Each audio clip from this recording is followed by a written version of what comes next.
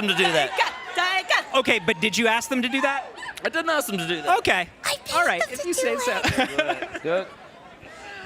I am so overjoyed to be here tonight. I want to say Ragnarok was one of my favorite films, one of our favorite films for sure. And so we're so excited for the world to see Love and Thunder. You came in, and Chris has talked about this, you came in and you kind of wanted to shake things up in a very big way. All of you did.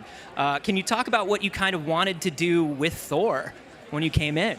On the first one, it was really just about working with Chris's strengths. I'm good friends with him, and he's just the kind of guy that you want to be on an adventure with in real life. And so, we just wanted to really embrace that and work with his strengths, which is he's just good at everything. And so, and then on this new one, we wanted to take it a little further and introduce this concept of love and what that means to Thor.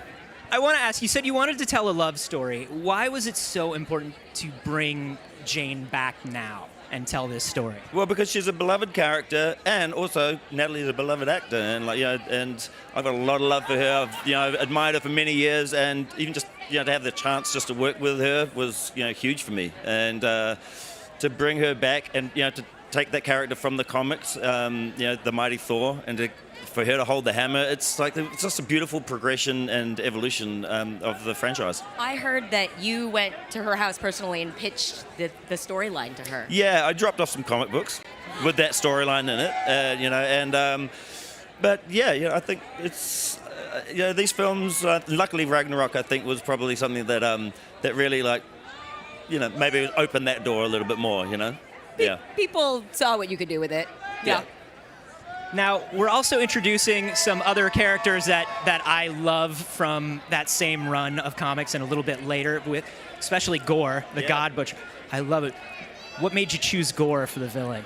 At Marvel, so me and Brad Winderbaum, right from the start, we were thinking about what we were going to do. We wanted Jane as Mighty Thor. We'd always loved Gorr. We always loved that comic run, and so that really was the first idea for a villain was to bring him in, and then to get Christian was just that was just for me again. I'm really amazed with all the actors I managed to get into this film. Real heavyweights, and it's been amazing. Now, Christian said that their cut from the film is a Gorr dance number. Can you explain or show us any of this Gorr dance that exists? I can't show it to you because it's Christian owns that. That's his. He copyrights his dances. I don't know if you know that about him. That's right. But I wanted to. We were just exploring different ways, with villains of what we could do with them, and that was an idea that came about. And sometimes with villains you just need them to be bad and not amazing dancers. Yeah, that's the problem, is if you see Christian dance, you immediately weep with joy, and that doesn't work for a villain. No, it's not going to work. Too relatable a villain. Yeah. Yes. Thank you so much for talking to guys. us today. We are so excited to show the world this movie. I'm very excited.